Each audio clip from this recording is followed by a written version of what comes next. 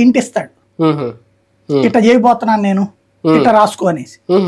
ఆ తర్వాత వాళ్ళని తిట్టేసి ఊరుకుంటాడు. మరి నిజంగా అయితే తప్పు అయితే కనుక ఇదివరకు కేసులు పెట్టాలి కదా, వాళ్ళ మీద కంప్లైంట్లు పెట్టాలి కదా.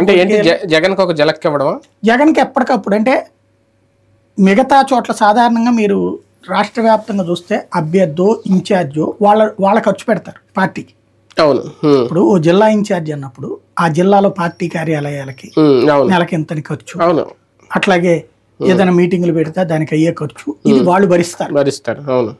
లేదా ఇంకొకళ్ళ దగ్గర నుంచి కలెక్ట్ చేసి తీసుకొచ్చి ఇవ్వడము సంథింగ్ ఏది చేసినా వాళ్ళు చూసుకుంటారు. ఈయన ఎవరికి ఇస్తారు కనుక్కోండి డబ్బులు, ఈయనకి ఇవ్వాలి జగన్ అని. డబ్బులు తగ్గినప్పుడల్లా ఇది ఒక జలక్కు,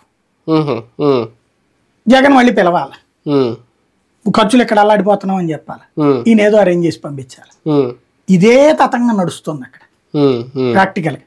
లేకపోతే ఏం అవసరం ఉంది, మంత్రిగా ఇచ్చాడు, అది కూడా 2.5 ఏళ్ళు ఇచ్చిన తర్వాత కోపం ఉంటే నువ్వు మానేసి అప్పటి నుంచే స్టార్ట్ అయింది అంటున్నాను. అప్పటి నుంచి అంత ముందు కూడా అంతే తతంగం. వైవి సుబ్బారెడ్డిని పెట్టారా, దూరంగా ఉంటాం.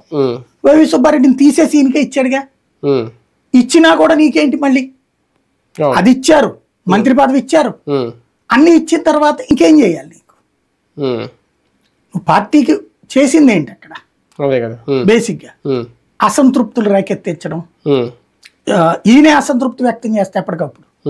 ఇప్పుడు తెలుగుదేశం పార్టీ ఈయన పొరపాటు కూడా రానిది అక్కడికి, ఎందుకంటే అక్కడ వీళ్ళు ఉన్నారు, దామచర్ల ఆ బ్యాచ్ ఉన్నారు.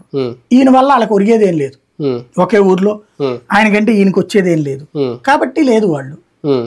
ఇక జనసేన, అక్కడ తెలుగుదేశం పార్టీ స్ట్రాంగ్ గా ఉన్నప్పుడు జనసేన ఈయన చేర్చుకుని ఏం చేయాలి బేసిక్ గా? అక్కడ వాళ్ళేమి ఈయనేం పిలవట్ల, ఈయన వెళ్తానని అడిగితే ఏమన్నా ఆలోచించాలేమో ప్రస్తుతం. అంటే వెళ్తే చేర్చుకుంటది జనసేన, చూడాలి కదా. అట్లా కూడా చేర్చుకోవట్లేదు, ఎవరిని పడితే వాళ్ళని చేర్చుకోవట్లేదు పవన్ కళ్యాణ్. అట్లయితే చాలా మంది వైసీపీ వాళ్ళు పోయి ఉండేవాడు జనసేనలో. అంటే కొంచెం పాజిటివ్ గా ఉంటారు. తర్వాత మళ్ళీ గొడవ కూడా అయిందిగా దీని మీద డైరెక్ట్ గా